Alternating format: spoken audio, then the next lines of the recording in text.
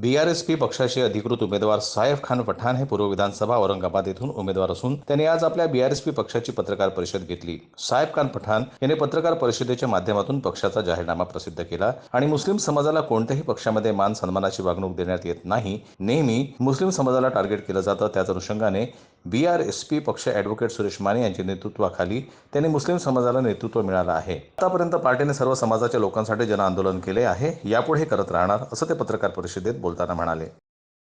मैं तो अल्हम्दुलिल्लाह मैं जो खड़ा हूँ, मेरा मकसद खड़ेने का मेरे को चुन कर आना है और ये जो खड़े हुए हैं ये आपस में जो है तो आपस में एक टकराव पैदा कर रहे हैं, एक दूसरे को तगड़ा पकड़ के खींच रहे हैं।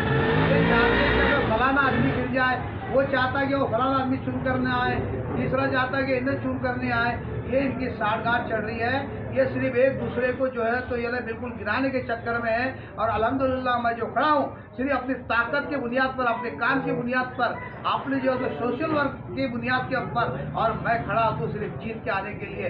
और जीत के आने के बाद मैं इंशाअल्लाह जो खिदमत को अंजाम दूंगा जो इन्होंने नहीं करे।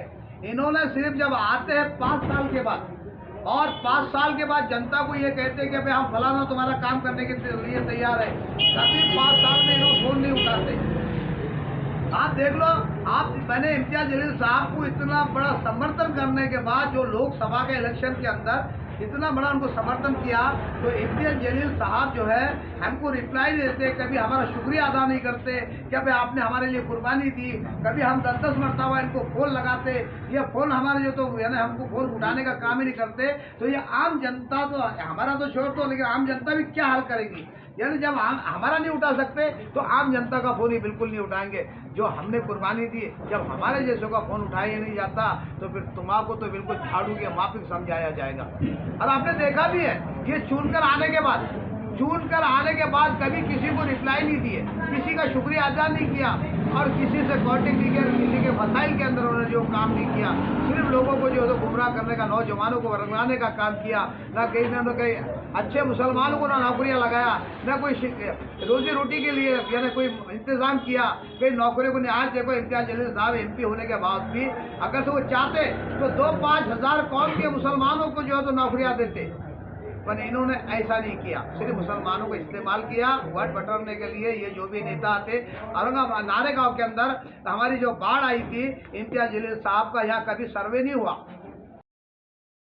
जनसामान्यांना न्याय देण्यासाठी नेहमी भेडसावत असलेल्या पाण्याचा प्रश्न, रोडचा प्रश्न, मुबलक वीज जे आजपर्यंत कोणत्याही सरकारने पूर्ण केले नाहीत, ते पूर्ण करण्याचं वचन त्यांनी मतदारांना केलं।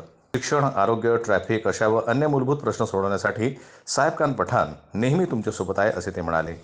भारतीय जनता पार्टी सरकारनं सर्व समाजाला फसवण्याचं आणि नवतरुणांना भडकवण्याचं काम केलं आहे। त्यांना आता धडा शिकवण्याची वेळ आली आहे। तरी सर्व मतदारांना आवाहन आहे की येत्या निवडणुकीमध्ये सायफ खान पठाण बीआरएसपी निशाणी शिट्टी या चिन्हासमोरील बटन दाबून विजयी करावा। जनमत लाईव्ह न्यूज करता जिल्हा प्रतिनिधी दिलीप वरगट यांची रिपोर्ट छत्रपती संभाजीनगरहून।